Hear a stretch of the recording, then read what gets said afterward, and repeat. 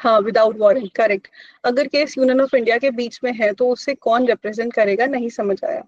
अरे मतलब जो मिनिस्ट्रीज होती है ना, जो डिपार्टमेंट्स होते हैं, यूनियन ऑफ इंडिया के अगेंस्ट केस है। जैसे समझ लो Siddhi Gupta versus union of India. Siddhi Gupta ने ऐसा कुछ कर दिया जो यूनियन ऑफ इंडिया में, मतलब सॉरी, इंडिया में अलाउड नहीं था।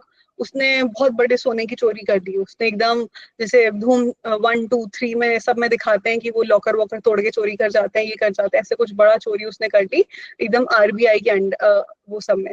तो अब Siddhi Gupta versus union of India बनेगा, तो यूनियन ऑफ इंडिया में कौन रिप्रेजेंट करेगा कोर्ट में यूनियन ऑफ इंडिया को, इंडिया के इंटरेस्ट को, वो एडवोकेट कौन होगा, ये सब डिपार्टमेंट्स वो चूज करते हैं कि ये एडवोकेट बेस्ट लगता है, ये आरबीआई के मैटर अच्छे से संभाल सकते हैं। ठीक है, सो कॉग्निजेबल ऑफेंस तुम समझ गए कि अरेस्ट विदाउट वारंट, हमको यहाँ पे वारंट की जरूरत नहीं है। तो ये क्या हुआ था, प्रदीप शर्मा जो आईएएस ऑफिसर है, स्टेट ऑफ गुजरात का केस है। ठीक है, इन पे ये अर्ज करते हैं कि मिस, हाँ, सिद्धांत स्टैंडिंग काउंसिल कहना चाह रहे हो, दोनों की सॉरी स्पेलिंग गलत है, हाँ उसको सही करना।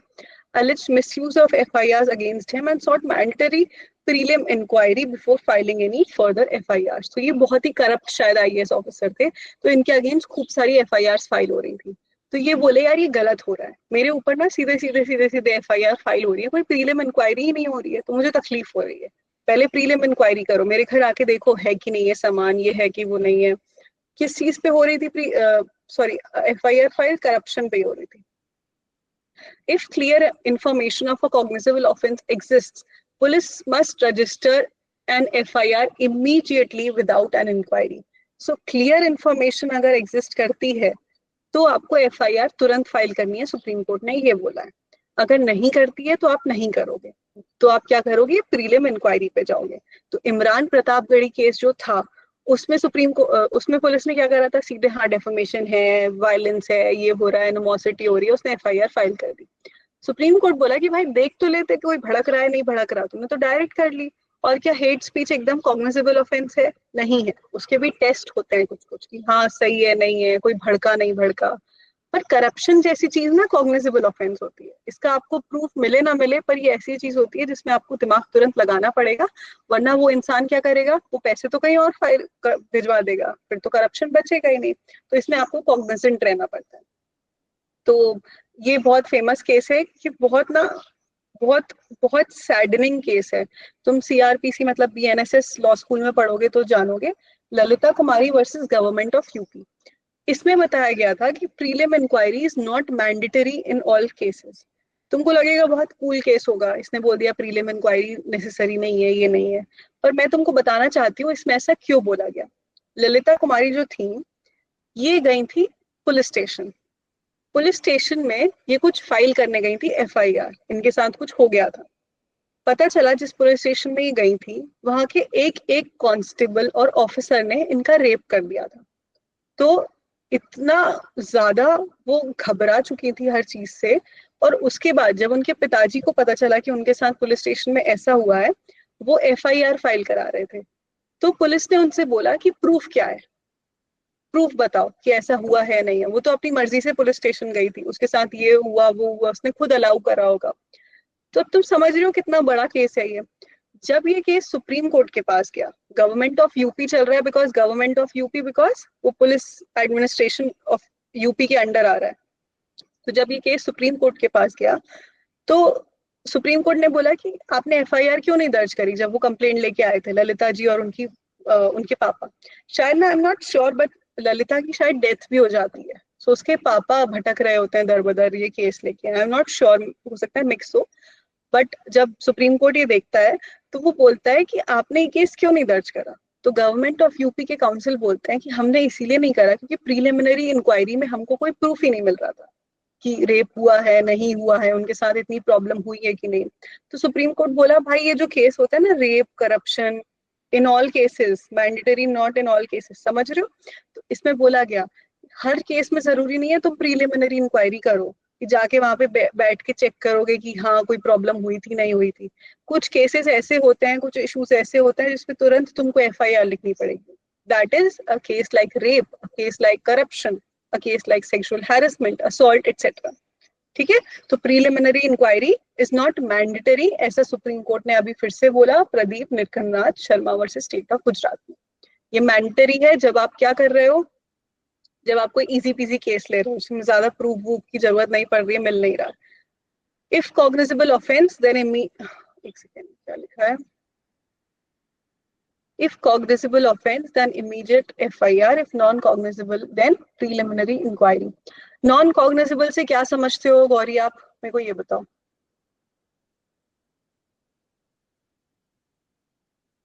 बताओ Gauri. With warrant assent arrest. फिर से बोलो, फिर से बोलो। With warrant assent arrest. Warrant के साथ आपने अरेस्ट करा है ना। तो अब आप ये समझो, जब वारंट बनता है ना तो प्रूफ डालते हैं उसमें कि हमें ऐसा ऐसा लग रहा है, वो भी एक प्रकार की प्रीलिमिनरी इंक्वायरी रहती है कि आसपास लोगों ने बताया है कि ऐसा हो गया है, ये हो गया, तभी तो मैजिस्ट्रेट साइन कर रहा है ना वारंट पे। पुलिस उसको बता रही है कि हमको ये चीजें मिल गई हैं, तो उसको एक तरह की प्रीलिमिनरी इंक्वायरी समझ ली जाती है। ठीक है, ओके। दीदी एक चीज पूछनी थी। हाँ पूछो। ये जैसे सारे कॉग्निजेबल ऑफेंसेस हैं, किसी पे प्रीलिमिनरी इंक्वायरी नहीं लगेगी, ठीक है, कुछ स्पेसिफिक केसेस पे लगेगी।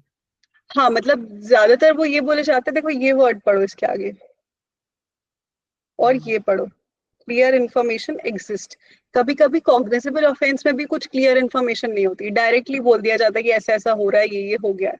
कॉग्निजेबल ऑफेंस वैसे ज्यादा भारी मात्रा वाले, मैं रेप सेक्सुअल असॉल्ट ये सब वाले बता रही हूँ, बट कुछ कॉग्निजेबल ऑफेंस ना ऐसे भी होते हैं कि चोरी हो गई है, ये हो गया, वो हो गया, पर कोई प्रूफ ही नहीं है। आपके घर में तो कुछ भी हुआ ही नहीं, चोरी आप बोल रहे हो, और सीसीटीवी कैमरा में भी चोरी का कुछ नहीं आ रहा, तो हम क्या प्रीलिमिनरी इंक्वायरी करें, केस ही नहीं बनेगा यहाँ पे तो। ठीक है, हाँ सिद्धि बताओ क्या बोल रहे हो।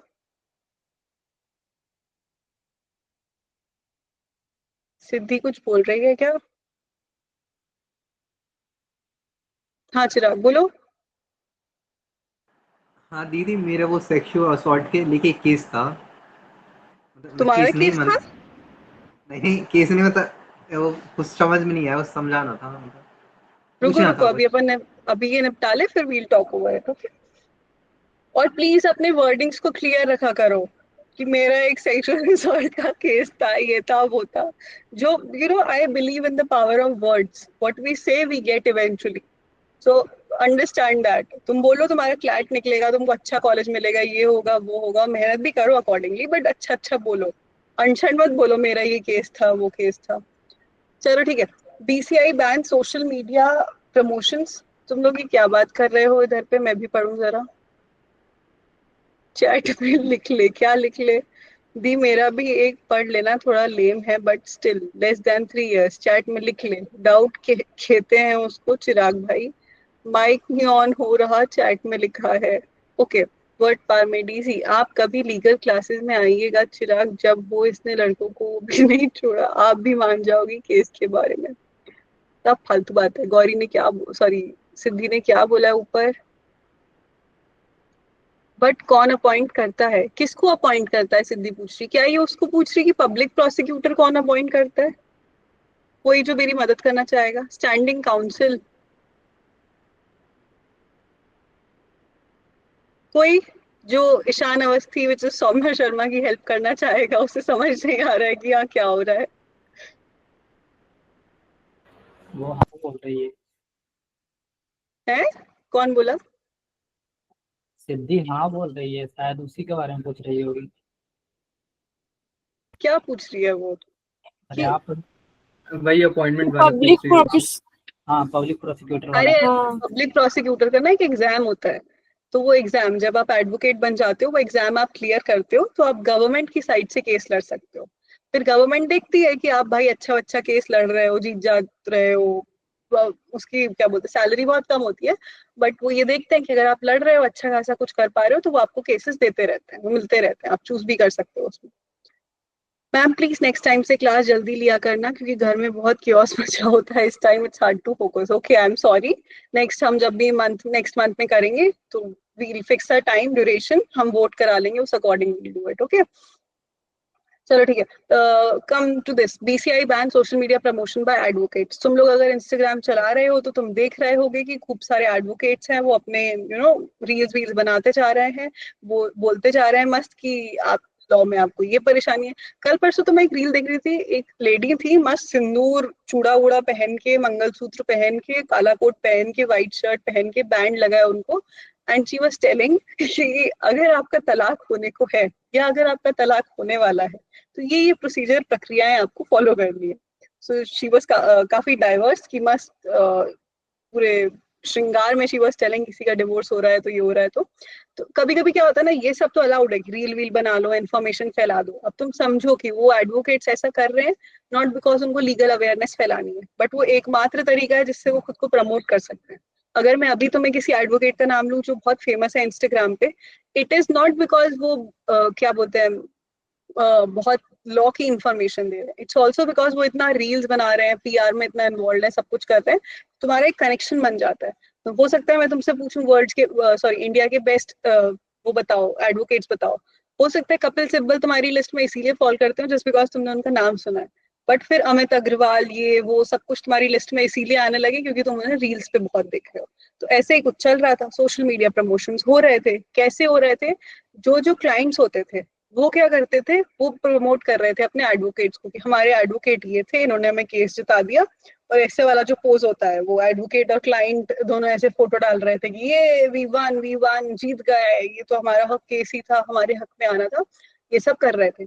तो कोर्ट बोला कि भाई साहब ये पढ़ लो, बीसीआई का रूल 36, ये बीसीसीआई नहीं है, क्रिकेट वाला नहीं है, ओके, ये बार काउंसिल ऑफ इंडिया है। तो अंतर समझ लेना, यहाँ पे तुम क्रिकेट मत समझ जाना कि जय शाह ने ऐसा कर दिया, ये कर दिया, ये बार काउंसिल ऑफ इंडिया के बारे में बात हो रही है।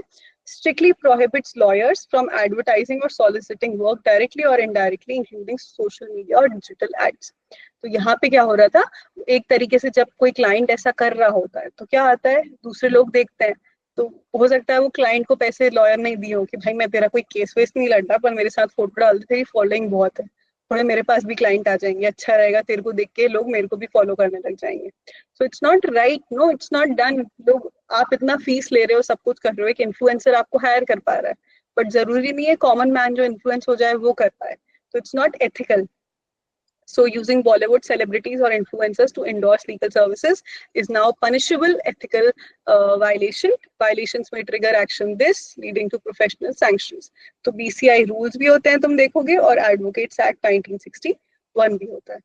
बैनर लगाना भी मना है, बैनर लगाना इलेक्शन के टाइम पे अलाउड है, बार काउंसिल में जब इलेक्शन होते हैं ना, उसके अलावा मना है।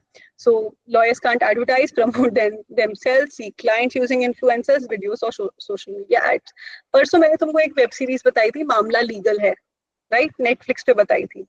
वो इतनी अच्छी वेब सीरीज है, उसमें ये मैटर को भी वो चूज करके दिखाए हुए हैं कि कैसे एडवोकेट्स अपना ना प्रमोशन एड वैड ये सब नहीं कर पा रहे, तो वो बेचारे कमाएं कैसे, कहाँ से क्लाइंट ढूंढ ढूंढ के लाए। फर्स्ट जनरेशन लॉयर है हम लोग, तो कहाँ से क्लाइंट मिलेगा, कोई बैठेगा ही नहीं, ये नहीं है वो नहीं है।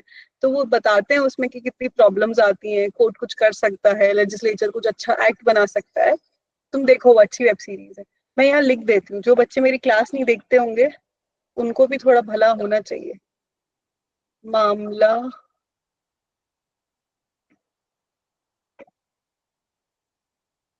बस एक बात है, तुम लोग अपने घर वालों के साथ बैठ के देखोगे, which you can, it's a very good show, but वो तुम्हें जज बनाना चाहेंगे फिर, मतलब वो कह देंगे कि लॉयर भी अच्छा ही लगेगा उनको, बट एंड तक वो बोल देंगे कि बेटा पड़पड़गंज हो गया, ये हो गया, वो हो गया, अब सीधे जुडिशरी क्रैक कर लो। एंड नाइस, ए Kartikeya, don't give spoilers, people haven't seen it yet, okay. So mandatory restaurant service charges are unlawful. तुमको फर्जी कैफे पता है? कितने लोगों को पता है? अगर आप सिटीज में अगर रह रहे हो तो आपको पता होगा, अगर आप नहीं हो तो जनरली आपने देखा होगा। कितने लोगों को पता है फर्जी कैफे? ठीक है, we have a handful of people. So Farzi cafe is a very famous food chain, restaurant chain, cafe chain, जो भी उसको बोलोगे। तो ये ना बहुत एकदम वो अमीरों टाइप नहीं होते, मतलब अमीरों टाइप, हम सब भी अमीर हैं, टचवुड हमारे पेरेंट्स बहुत अमीर हैं, सब कुछ, बट मैं कह रही हूँ एकदम ही वो हाई क्लास कैफेज और रेस्टोरेंट्स नहीं होते कि बार बार चल रहा है, आग में वो एकदम पिज्जा वीजा बना रहे हैं। तो मैंने उसका तंदूरी पिज्जा खाया था, तो वो ऐसे लेके आए थे, पिज्जा तो लाए बट उसको ढक के लेके आए, और जैसे ही वो ढक्के को हटाते हैं उसमें आग जल रही है ऐसे, तो पूरा पहले डांस कर रहा है pizza, then it settles down, then you can eat it, sizzler विजलर, बहुत बहुत fancy. Why am I building this story? Because जब ये सब हुआ तो फिर उसके एंड में हमें बिल भी पे करना पड़ता है, और बिल में एक चीज होती है, एक होती है टोटल अमाउंट। ठीक है, आपका ये टोटल अमाउंट में क्या होता है, आपने पिज्जा खाया, चलो रुपए 650 का, ये हो गया। ठीक है, फिर आता है जीएसटी, जिसमें होता है सीजीएसटी, एसजीएसटी, और एक छोटा सा इधर पे होता है सर्विस चार्ज। ठीक है, ये सर्विस चार्ज फर्जी कैफे में मेरे को आया था इतने का। अब मेरे पिज्जा की कॉस्ट देख रहे हो तुम लोग, और मेरे सर्विस चार्ज की कॉस्ट तुम लोग देख लो, ऑलमोस्ट हाफ।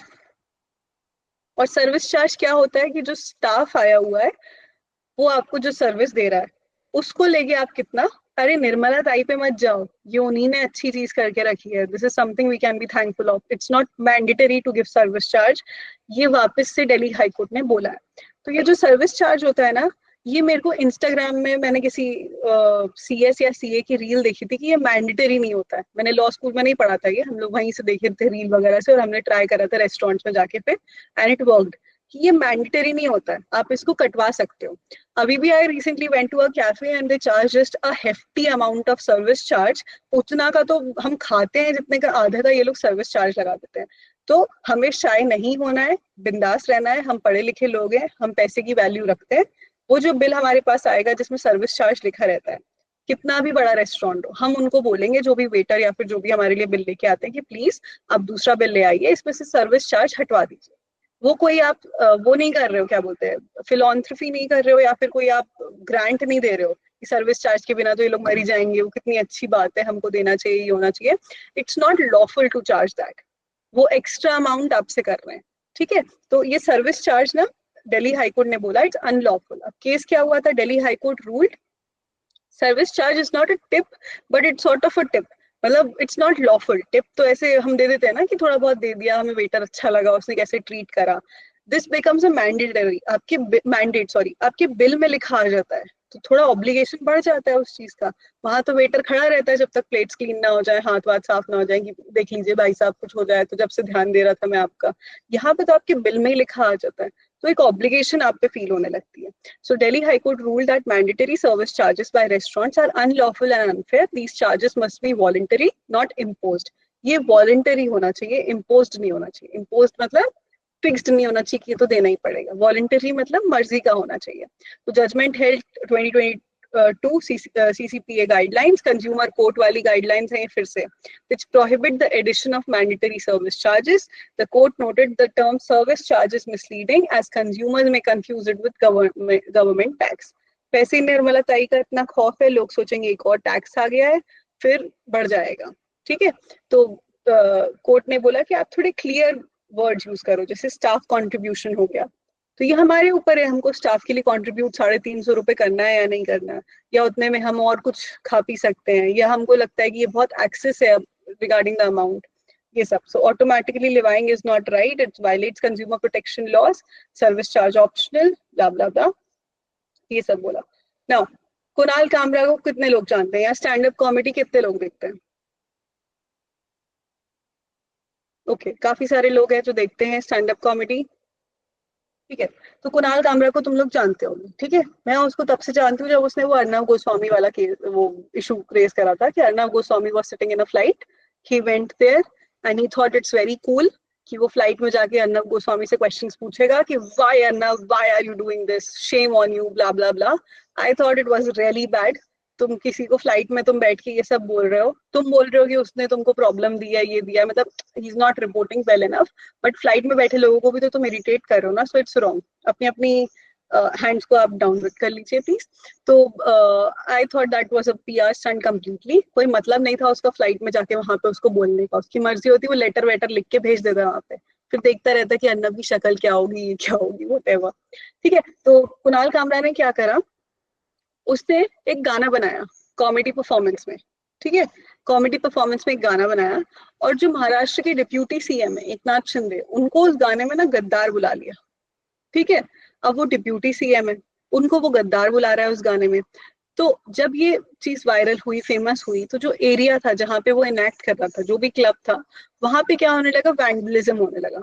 वैंडलिज्म तुमने आईपीसी में थोड़ा बहुत पढ़ा होगा, क्रिमिनल लॉज में, कि आके आप उस जगह पे तोड़फोड़ करने लगते हो, प्रॉपर्टी को प्रॉब्लम देने लगते हो, प्रॉपर्टी।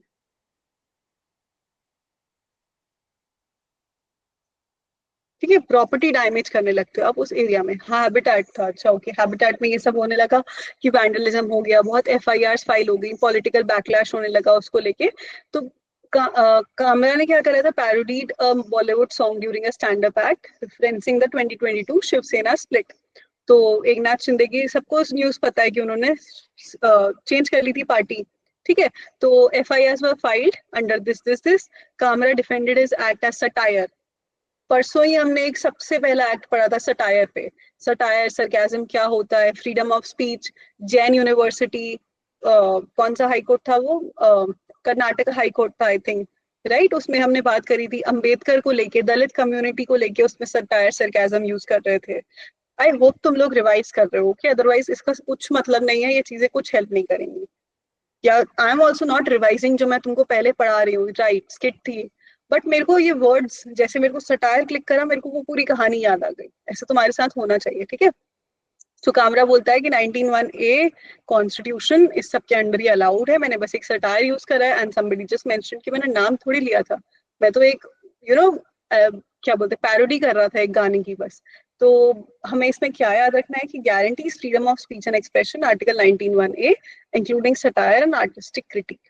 ये सेक्शन लगे, कवर्स इंटेंशनल इंसल्ट, ये सेक्शन तुमको याद करने की जरूरत नहीं है। तो freedom of speech isn't absolute, satirical expression is protected, but it can face legal limits if it is allegedly causes defamation or public unrest. एक कैच है इधर पे, वो ये है कि ये केस ना महाराष्ट्र हाईकोर्ट में नहीं चल रहा है जैसा तुम सोचोगे कि मुंबई में ऐसा हुआ है। ये चल रहा है मद्रास हाईकोर्ट में। तुम लोगों का होमवर्क ये ढूंढ के लाना कि मद्रास हाईकोर्ट में केस क्यों चल रहा है।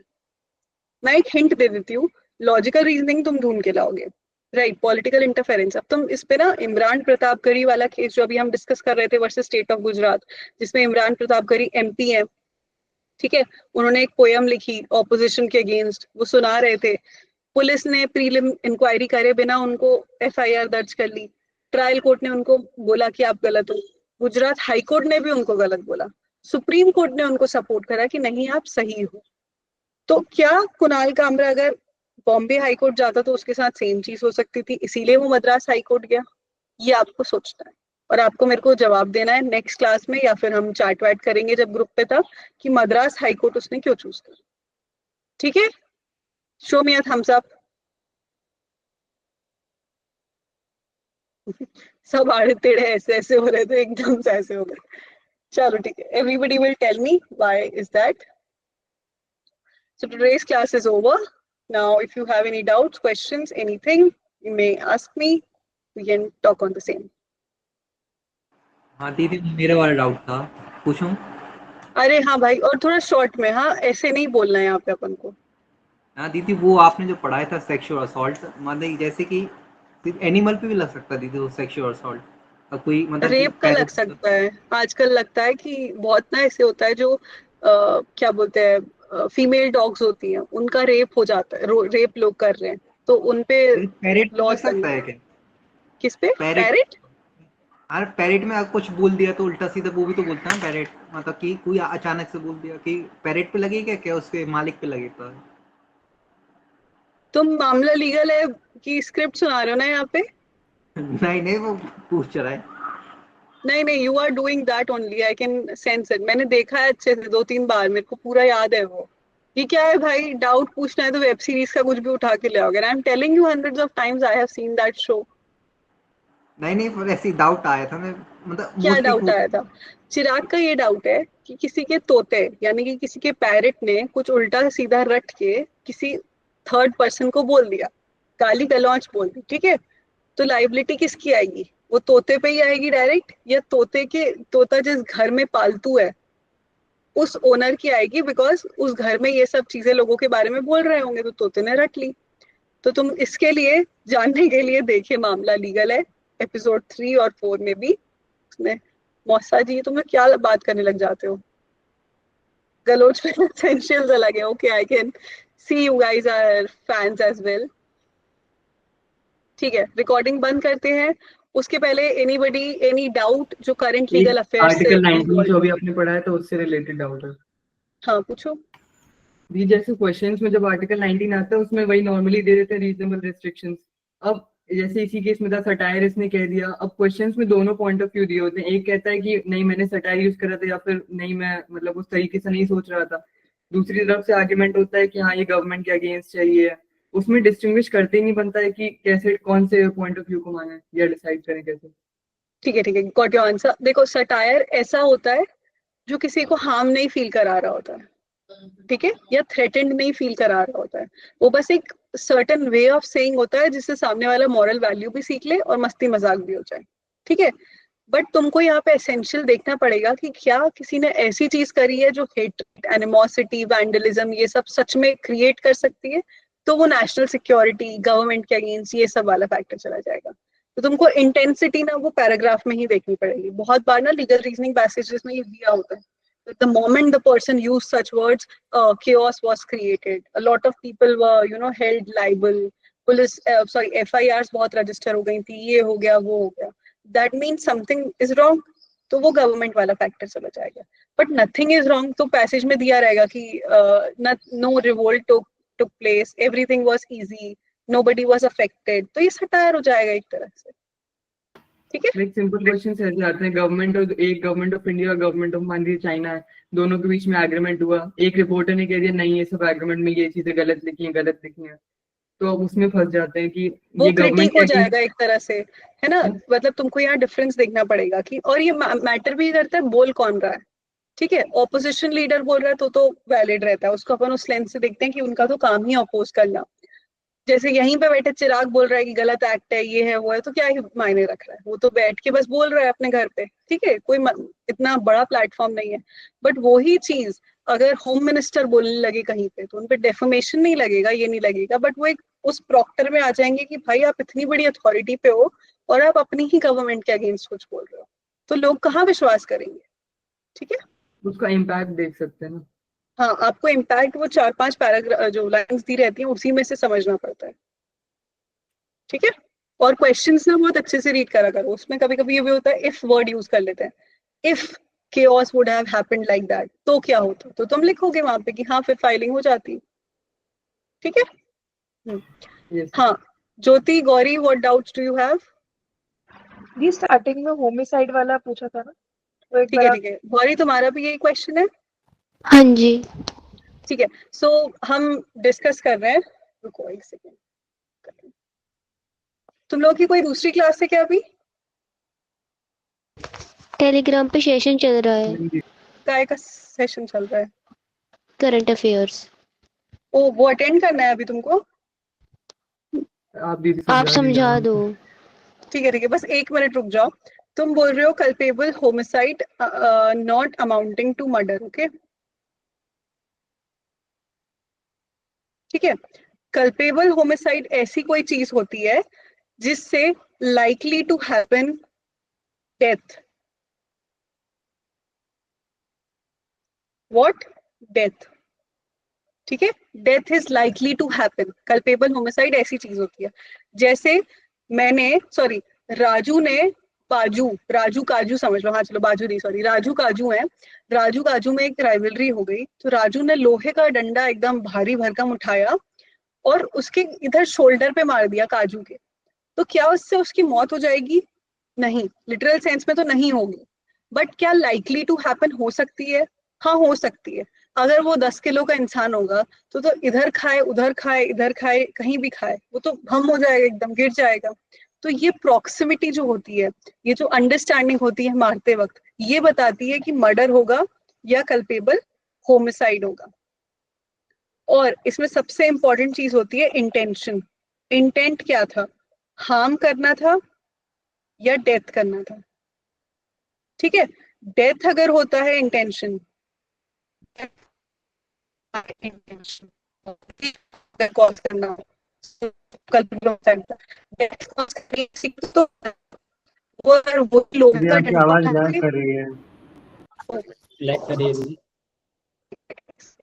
अभी भी लैग कर रही है क्या? हाँ Is it lagging still? Yes दीदी। यस दीदी। हाँ दीदी। ठीक है, अभी लैग कर रही है क्या? यस दीदी। अरे अचानक से क्या हो गया ये? वीडियो भी फ्रीज है। अभी भी लैग कर रही है गाइस? नहीं। अब ठीक हो गई। नहीं, कोई मेरे को ऑडियो ऑन करके बताओ प्लीज, मेरे को सुनाई नहीं दे रहा है। अब ठीक हो गई दीदी। अब ठीक है। अब वीडियो फिर से फ्रीज बताओ। है। अब आ रही है सही दीदी। ठीक है, हम ये समझते हैं। ओके, तो देखो, तुमको स्क्रीन दिख रही है ना मेरी?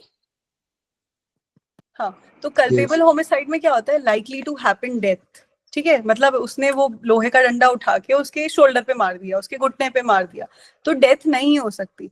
बट वहीं पे कुछ ऐसा हो गया कि वो इंसान का जो था, क्या बोलते हैं, जो कंधा था, जो शोल्डर था, वो तो ऐसा था कि वो अभी अभी सर्जरी करा के आया था, तो उसकी डेथ हो ही सकती थी। बट जो मार रहा था उसको नहीं पता था। तो ये सब जो फैक्टर्स होते हैं ना, इससे पता चलता है डेथ हो सकती है कि नहीं हो सकती।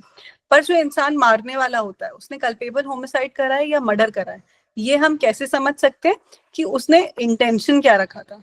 क्या उसका इंटेंशन सिर्फ हार्म करने का था? हाँ, तो कल्पेबल होमिसाइड हो जाएगी।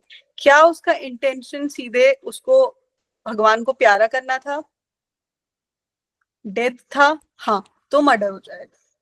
ठीक है, और नेग्लिजेंस में ऐसा होता है, डेथ बाय नेग्लिजेंस जो हमने पढ़ा था, डेथ बाय नेग्लिजेंस में ये होता है कि ऐसा कुछ करा आपने, रेकलेस एक्ट, जिससे डेथ निश्चित थी। डेथ बाय नेग्लिजेंस हमने पढ़ा था, है ना? जैसे तुम ऋषिकेश और ये सब जगहों की बंजी जंपिंग की वीडियोस देखते होगे, फोटोज देखते होगे, तो बंजी जंपिंग में किसी ने कुछ ऐसा कर दिया कि वो जो रस्सी थी वो बहुत पुरानी हो रही थी, और जो कंपनी थी जो बंजी जंपिंग करा रही थी, उसने क्या करा, उसने देखा कि चलने देते हैं इस रस्सी को, क्या ही होगा, अभी तो बढ़िया चल रही है, ये कर रही है, मतलब लोग इस पे टूरिस्ट आते हैं, मजे करते हैं, अभी नहीं टूटेगी, बंजी जंपिंग करके घर चले जाएंगे। तो ये एक नेग्लिजेंट एक्ट हो गया कि वो सही नहीं कर रहे हैं, इससे किसी की डेथ हो सकती है। तो ये क्या हो गया? Death by negligence. ठीक है, अब किसी दीदी को मेरे को कुछ अमाउंटिंग टू मर्डर और नॉट अमाउंटिंग टू मर्डर में क्या फर्क है कल्पेबल होमिसाइड में? किसका किसका culpable homicide amounting to murder और not amounting to murder. Culpable homicide amounting to murder, culpable homicide समझ गए ना? पहले तो इंटेंट पे ध्यान देते हैं। अब इसी में क्या होता है, culpable homicide amounting to murder एक तरह से मर्डर ही होता है, कि वो मारना चाह रहा था, मे बी उसका इंटेंशन नहीं था, पर उसको पता था कि उसकी सर्जरी होके आई है, वो बहुत ऐसा एकदम ही लूला लंगड़ा हो गया है इंसान, फिर भी उसने उसको दे मार लगा दिए, 2-4 घूसे पेट में एकदम, जहाँ उसको दर्द हो गया, मर गया वो एकदम ही, और क्या बोलते हैं, प्रॉब्लम फेस करनी पड़ गई, ब्ला ब्ला ब्ला। तो इससे उसको नॉलेज थी जो मार रहा था कि मर्डर हो सकता है, मतलब डेथ हो सकती है। Culpable homicide amounting to murder, ये हो गया। Culpable homicide not amounting to murder का मतलब ये होता है कि इंटेंट मारने की नहीं थी, सिर्फ थोड़ा चोट पहुंचाने की थी, बॉडीली हार्म पहुंचाने की थी, बट मर्डर हो गया वो सिचुएशन में, ऐसा होगा। ठीक है, तो जो culpable homicide amounting to murder है वो मर्डर से कितना कैसे डिफरेंस है थोड़ा? वो मर्डर ही होता है एक प्रकार से, बट उसमें इंटेंशन ये मैटर करती है, कि वो मे बी इंटेंशन ये लगा रहा था कि उसको मर्डर के पास, मतलब सॉरी, डेथ के पास ले जाऊंगा, थोड़ा बहुत मार दूंगा, ये करूंगा। बट मर्डर होता है जब से आप शुरू करते हो वो एक्ट, जब से आप अटेम्प्ट करते हो, जब से आप पूरी प्रिपरेशन करते हो, तो आप मारना ही चाहते हो। तो इन कंक्लूजन मतलब culpable homicide not amounting to murder मतलब ये है कि हमारी इंटेंट हार्म करने की थी, और culpable homicide amounting to murder ये था कि इंटेंट टू डेथ थी हमारी, लाइकली टू कॉज डेथ थी।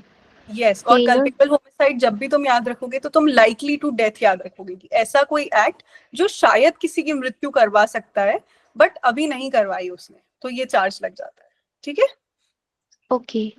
Okay, anybody else? मेरे को ना तुम्हारे टेक्स्ट नहीं दिख रहे हैं जो चैट्स हैं, तो एनीबडी कोई क्वेश्चन हो, ऑडियो ऑन करके पूछ लो। कोई जी, पॉश पॉश कर रहा था। हाँ हाँ, बोलो, कौन बोल रहा है? जी, पब्लिक प्रोसिक्यूटर जैसे स्टेट के लिए अपॉइंट होगा, सेंट्रल गवर्नमेंट के लिए अपॉइंट होगा, तो वो अलग अलग अपॉइंट करेंगे या फिर मतलब एक ही कोई कमेटी है जो अपॉइंट करती है? अरे इतना डेप्थ में मत जाओ। पब्लिक प्रोसिक्यूटर्स ना जनरली गवर्नमेंट का एग्जाम क्लियर करके आप बन जाते हो, फिर आपके पास केस आ सकता है। जो एमिकस क्यूरे वाला तुमने फैक्ट पढ़ा होगा कि तुम्हारे पास केस आ गया, वो मतलब तुम लॉयर हो एक, तो तुम एक प्रो बोनो लीगल एड वाले जो केसेस नहीं होते, जो थोड़े गरीब लोग रहते हैं जो एडवोकेट्स नहीं हायर कर पाते, तो गवर्नमेंट वो केसेस पब्लिक प्रोसिक्यूटर्स को दे देती है, ऐसा होता है। जो गवर्नमेंट के खुद की केसेस है वो तो ये लीगल मिनिस्ट्रीज हैंडल करती है ना। गवर्नमेंट के खुद के केस होंगे तो वो तो यूनियन ऑफ इंडिया बन जाएंगे वर्सेस, वो वहां पे खुद चूज करती है कौन एडवोकेट होगा कौन नहीं होगा। उसमें वो पब्लिक प्रोसिक्यूटर को चूज कर सकते हैं अगर चाहे तो। पब्लिक प्रोसिक्यूटर, आप मीनिंग तो समझो, पब्लिक प्रोसिक्यूटर का मतलब होता है prosecutor for the public, right? So government is not public, okay? Yes दी। दी एक और चीज थी, लीगल वोकैबुलरी के लिए क्या करें? लीगल वोकैबुलरी के लिए चलो okay, this is concern I have gotten a few times. मैं तुम लोगों को ना एक वो भेजूंगी, क्या बोलते हैं, एक फाइल वगैरह भेजूंगी या कोई इमेज जिसमें खूब सारे वर्ड्स होंगे, तो वीकली बेसिस पे उसको रिवाइज करते रहना। And whenever we meet next, हम एक बार वो सेशन ले लिया करेंगे लीगल मैक्सिम्स, लीगल वर्ड्स को वापस से गो थ्रू करने का, ठीक है? ठीक है दी। हाँ, और किसी का कोई डाउट?